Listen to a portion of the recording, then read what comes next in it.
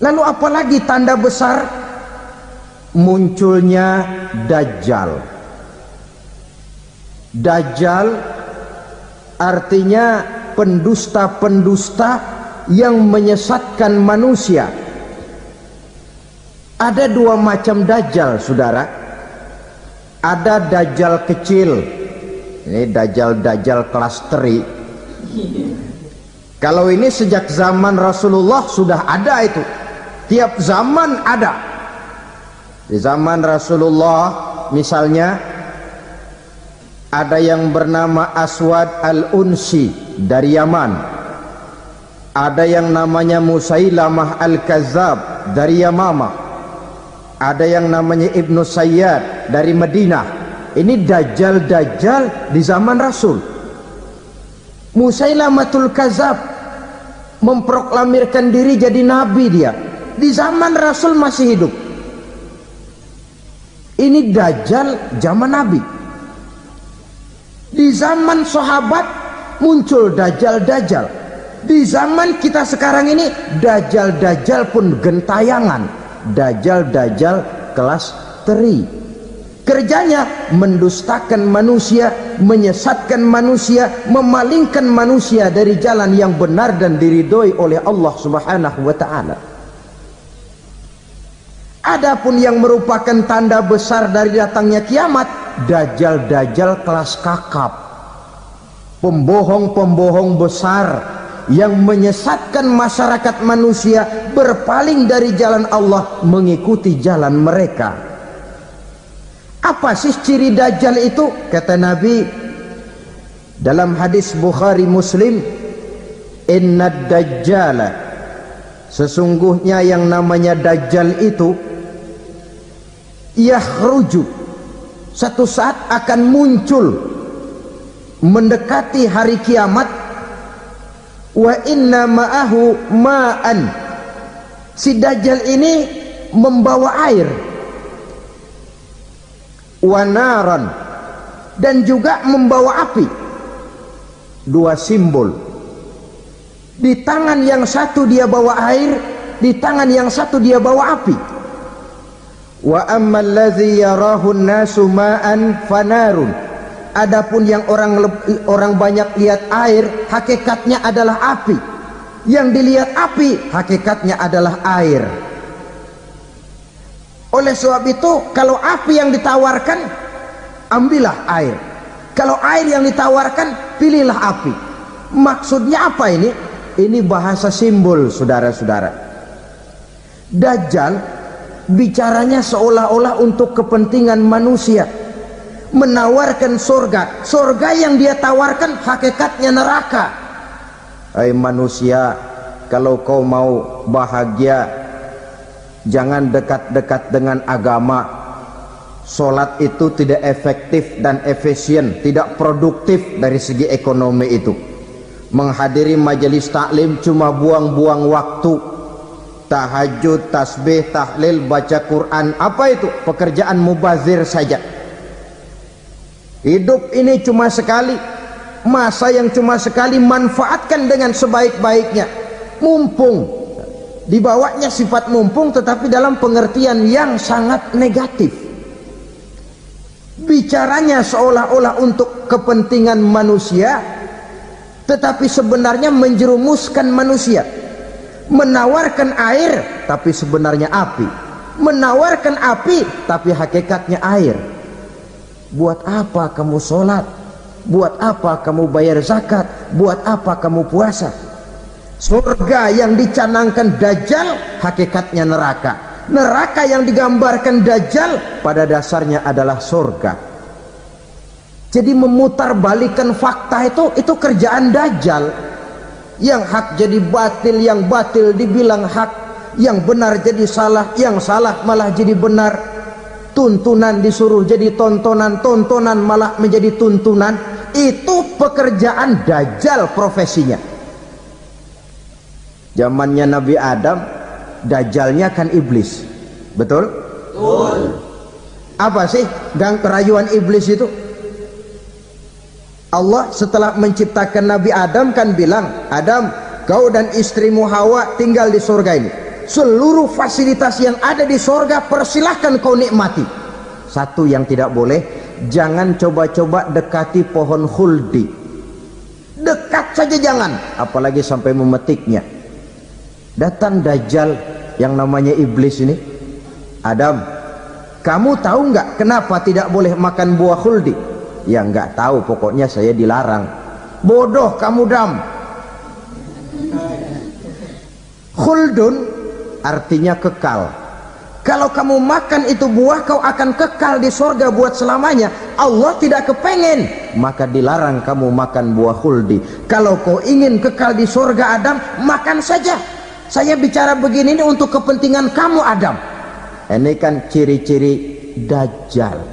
Bicaranya sih seolah-olah untuk kepentingan Nabi Adam, hakikat sebenarnya menjerumuskan Nabi Adam supaya ingkar dan melanggar larangan dari Allah Subhanahu wa ta'ala. Jadi setelah muncul Dajjal, timbul kekacauan-kekacauan di masyarakat. Banyak yang terpengaruh, terpedaya dan terpesona, termasuk mereka yang memproklamirkan diri jadi nabi, mereka yang memproklamirkan diri jadi rasul di zaman sesudah Rasulullah wafat. Itu adalah Dajjal. Maka saya ingatkan, kalau di zaman kita sekarang ini ada orang ngaku jadi nabi, ada orang ngaku jadi rasul, biar bahasa Arabnya kental, Quran hafal, hadis ribuan hadis hafal, biar pakai serban sampai menyengser ke tanah, bahasa Arabnya fasih, tapi dia mengaku jadi nabi, jadi rasul, kita umat Islam wajib tidak percaya, wajib untuk tidak percaya. Itulah dajjal zaman kita sekarang ini. Tidak mustahil mereka datang mempengaruhi orang-orang awam supaya berpaling dari Rasulullah, mengikuti mereka. Nah, di akhir zaman nanti mendekati hari kiamat, Dajjal ini muncul, Dajjal kelas kakap, menyesatkan masyarakat manusia untuk berpaling dari Islam, mengikuti seruan mereka. Apalagi di antara datangnya kiamat itu, tanda yang besar itu, turunnya Nabiullah Isa al-Masih, putra Maryam. Menurut berbagai hadis yang sahih, Nabi Isa al-Masih nanti akan turun lagi, tidak membawa risalah yang baru, tapi meluruskan risalah Islam ini yang telah banyak ditinggalkan oleh masyarakat. Bahkan ada hadis menjelaskan beliau akan membunuh Nabi, mematahkan kayu-kayu salib, lalu melaksanakan haji dan umrah mengikuti syariat Nabi Muhammad, bukan membawa agama baru,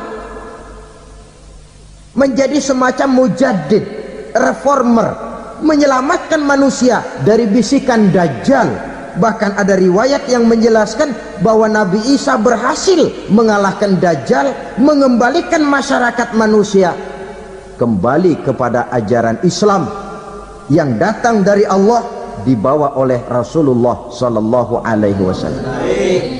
Dengan kata lain, turunnya Nabi Isa bukan sebagai nabi dan rasul baru, tetapi mengikuti syariat Nabi kita Muhammad sallallahu alaihi wasallam. Saudara hadirin, ibu-ibu hadirat yang saya hormati, kemudian apalagi di antara tanda-tanda besar akan datangnya kiamat itu? Keluarnya asap atau awan. Kata Nabi, inna min asrati sa'ah dukhanan yamla'u ma bainal masyriqi wal maghrib. Di antara tanda-tanda kiamat munculnya awan atau asap yang memenuhi antara langit dan bumi. Ini pun diperkuat dalam surah Ad-Dukhan ayat 10, fartaqib yauma ta'tis sama bidukhanin mubin fayughshan nas hadza azabun alim. Bagi orang-orang yang beriman, mereka biasa-biasa saja, tapi bagi orang kufur, datangnya asap dan awan ini merupakan azab yang kelewat pedih. Barangkali sedikit mendekati gambaran tentang azab yang pedih ini. Saya ingatkan alam pikiran kita kepada peristiwa yang belum lama terjadi. Pernah dengar berita bocornya reaktor nuklir di Chernobyl, Uni Soviet? Pernah dengar? Nah, bocornya reaktor nuklir di Chernobyl yang mengakibatkan ratusan bahkan sangat mungkin ribuan nyawa. Cuma satu reaktor. Bagaimana kalau seluruh cadangan nuklir yang dimiliki oleh para negara adik kuasa ini diledakkan? Bahkan yang konon menurut catatan, cadangan nuklir yang dimiliki bersama oleh Amerika dan Rusia sekarang ini sudah sanggup memusnahkan 6 miliar manusia, 1,5 kali lebih banyak dari jumlah manusia yang nongkrong di permukaan bumi ini. Saudara-saudara hadirin yang saya hormati, lalu saat mendekati hari kiamat, apalagi tandanya setelah Nabi Isa wafat pada saat turunnya yang kedua kali, lalu Allah meniupkan angin sejuk. Semua orang-orang beriman, orang-orang baik wafat, sehingga penghuni bumi ini cuma tinggal lagi terdiri dari orang-orang kafir. Tidak ada lagi di bumi ini yang bisa mengucapkan Allah. Sehingga dalam hadis qudsi itu ada keterangan, innallaha azza wa jalla yaqulu li Israfil. Allah pernah pesan kepada malaikat Israfil. Kata Allah, Israfil, iza sami'ta qailan yaqul Allah Allah fa akhirin nafakh 40 sanatan ikraman liqailiha. Hai Israfil, apabila kau dengar di permukaan bumi masih banyak orang yang mengucapkan Allah Allah, maka tunda sangkakala kiamat itu 40 tahun. Untuk apa? Ikraman liqailiha, menghormati orang yang mengucapkan Allah Allah itu. Wah, jadi karena sekarang masih banyak yang mengucapkan Allah, besar hatilah kita, masih jauh kiamat itu. Tapi jangan lupa, kiamat pribadi, kiamat kecil itu yang gak kita sangka-sangka. Ajal datang mencabut nyawa, itu kiamat pribadi. Dan itu yang pasti kita hadapi, dan itu yang membuat kita tidak boleh bersikap main-main di dalam kehidupan sekarang ini. Saudara hadirin yang saya hormati, tidak ada lagi orang-orang muslim. Seluruh penduduk dunia ini kafir. Lalu terciptalah struktur sosial yang berlandaskan prinsip hidup semau gue. Bakal terjadilah prinsip di mana yang kaya menyantap yang miskin, yang kuat menindas yang lemah. Hidup sudah bagaikan di rimba belantara, berlaku hukum rimba. Siapa yang kuat dia yang menang, siapa yang lemah menjadi mangsa.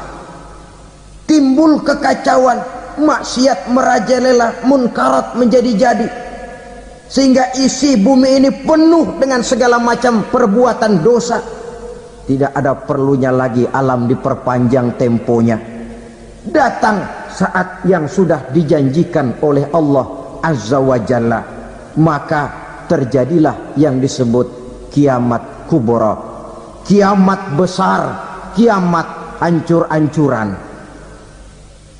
Bagaimana kejadian ini dimulai? Dalam surah Az-Zumar ayat 68, Allah subhanahu wa ta'ala berfirman, wa nufikha fis suri fasa'iqa man fis samawati wa man fil ardi illa man sya'allahu. Maka manakala ditiuplah sangkakala, terkejutlah seluruh yang ada di langit dan seluruh yang ada di bumi. Bila saat kiamat datang, Allah perintah malaikat Israfil, Israfil, tiup sangkakalamu. Ditiuplah sangkakala oleh malaikat Israfil. Yang akibat daripada tiupan itu, seluruh yang ada di langit, seluruh yang ada di permukaan bumi terkejut. Yang ada di langit siapa? Malaikat kan. Bayangin aja kalau malaikat kaget, apalagi kita. Terkejut seluruh makhluk yang ada di bumi, yang ada di langit mendengar suara sangkakala itu. Bunyinya tidak sanggup kita bayangkan dahsyatnya. Ledakan nuklir, ledakan neutron, belum apa-apa ketimbang bunyi sangkakala malaikat Israfil ini.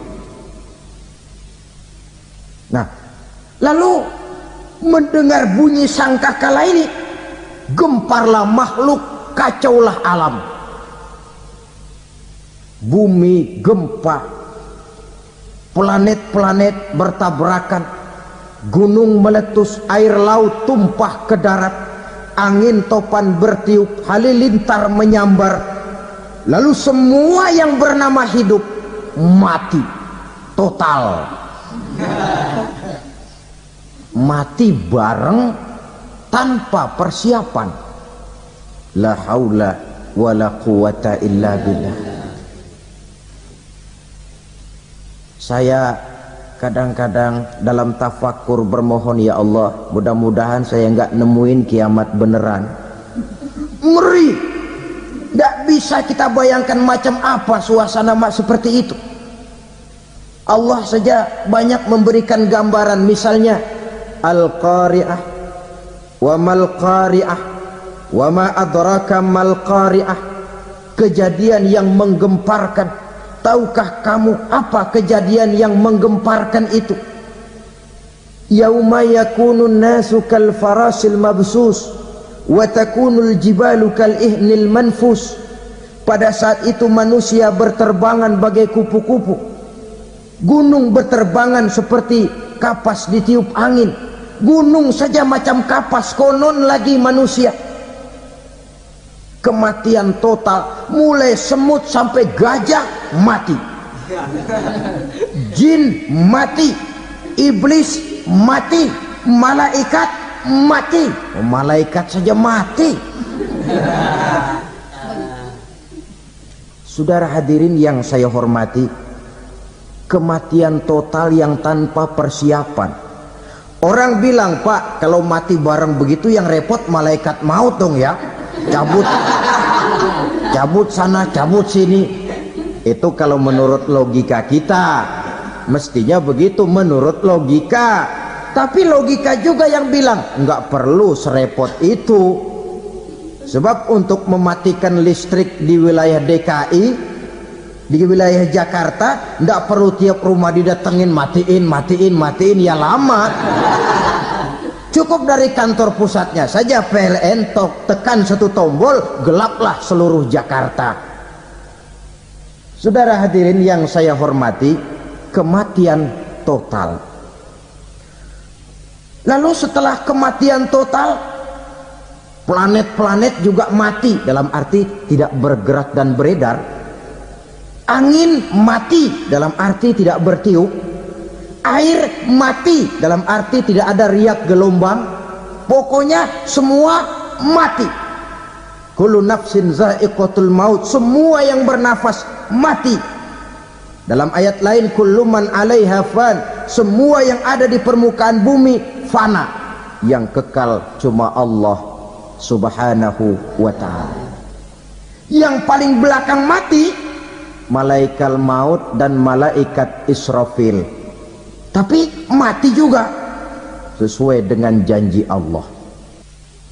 Menurut hadis Bukhari Muslim dari Abi Hurairah, masa tenggang waktu antara kematian total pada tiupan sangkakala pertama dengan proses kebangkitan pada tiupan sangkakala kedua 40 lamanya. Tidak dijelaskan oleh Abi Hurairah 40 jam, apa 40 hari, apa 40 tahun. Hadis-hadis cuma menyebutkan 40 saja. Sunyi alam, yang tinggal cuma Allah saja lagi. Ketika itu Allah berseru-seru, katanya, limanil mulkul